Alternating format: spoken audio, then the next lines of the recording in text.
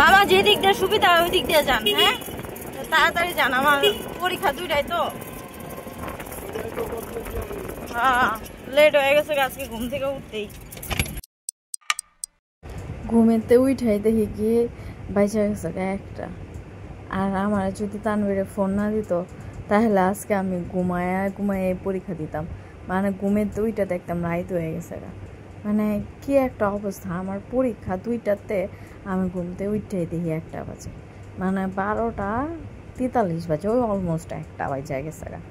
আমি কোনো মতে তাড়াতাড়ি কইরা রেডি টেডি হইছি, মুখ ধুমু না পা ধুমু নাকি জামা কাপড় গুছামো নাকি সিলেবাস বিচামো নাকি কি অ্যাডমিট কার্ড নিমো বুঝাই পাইতাছিলাম না। তারপরে তো রিক্সাওয়ালারা তো যাই না, মিরপুরের একটা সমস্যা আছে, রিক্সাওয়ালারা হইছে বড়লোক মানুষ, একেবারে কইলে এরা যাইতেই যায় না।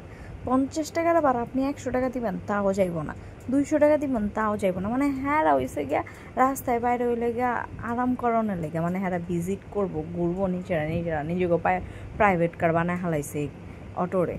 তারপরে কোনো মতো বুঝায় টুঝায় এই মামারে পাইলাম যে মামা একটু লয়ে যান, আমার দেরি হয়ে গেছে গা, আপনি লয়ে যান আপনি 100 টাকার ভাড়া 200 টাকা লয়েন। পরে মামা করলো আচ্ছা ঠিক আছে ওঠেন।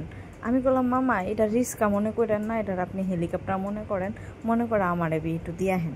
ভাই আগে শুনতাম যে পরীক্ষা হইলে নিজের কেন্দ্রে পরীক্ষা হয়, আর এখন ভর্তি হয়ে এক জায়গায় পরীক্ষা দিতে হয় আরেক জায়গায়, কী যে একটা হ্যাসেল। আমার বাসা থেকে আমার কেন্দ্র এত দূরে পড়ছে, মানে পরীক্ষার কেন্দ্র, আমি মানে কি কমু কি আমার মানে আর যদি আর এই 2টা বাজে পরীক্ষা দিতে যাওয়া যে আমার কত কষ্টের একটা ব্যাপার, মানে আমি কি যে কমু। সকালবেলা পরীক্ষাটা হওয়া ভালো, জীবনের সব কাজ সকালবেলা হওয়া ভালো। এরপরে মামা কি করছে, উল্টাপাল্টা একটা রাস্তার ভিত্তি নিয়ে ঢুকাই দিছে, মোড়ে সময় নাই গা, এরপর আবার দিছে উল্টা রাস্তায় ঢুকাইয়া। পরে আমি মামারে বললাম মামা এই রাস্তা দিয়ে ভাগ্যিস আমি কইতে চাইনি, আমি মনে করছি মামা মনে বুঝা চিপা চাপা দিয়া যাইব আগে আগে। ও মা কি মনে করে কইছি মামা আমি হিন্দা যাইতাছেন কে লাগা, হিন্দে তো না।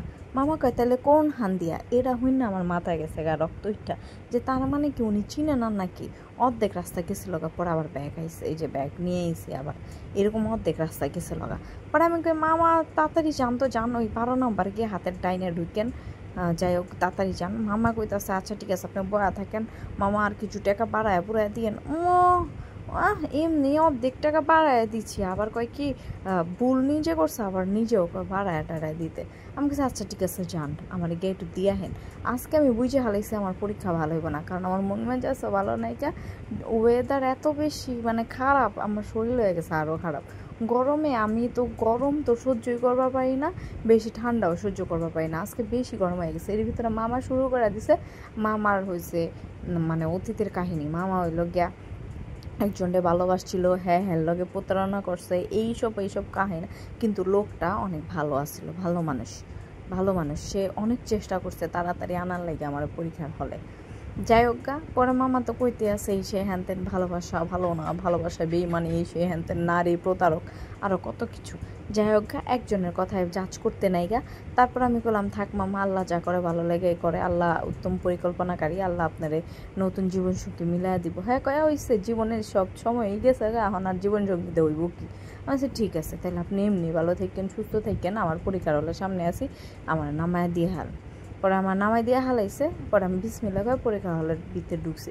ঢুকে দেখি পুরা পরীক্ষা হলের সামনে মাঠ মুঠ পুরা খালি, মানে মানুষ ঢুকে গেছে, কারণ সময় নেই কার। এদিকে আমার পরীক্ষাও শেষ, আমি পরীক্ষা দিয়ে বাইরে গেছি। আজকের পরীক্ষাটা কইছিলাম না খারাপ হইব, অনেক খারাপ হয়েছে। শুধু খারাপ নাই, দেখেন আমার হাতটা কলমের কালি দিয়ে বইরা গেছে, মনে হয়েছে কি আমি লেখা একদম উল্টা হালাইছি। এদিকে আমি আবার আরেকটা ভুল করছি, এই গাছের ভিতরে লাভ দিয়ে নেমে গেছি। আর এই যে আমি আপনার করে আমার সুন্দর পরীক্ষার কেন্দ্রটা দেখাইতেছি, এখন আমি এই মাঠের ভিতরে লাভ দিয়ে নাইমা গেছি গা বলদের মতো।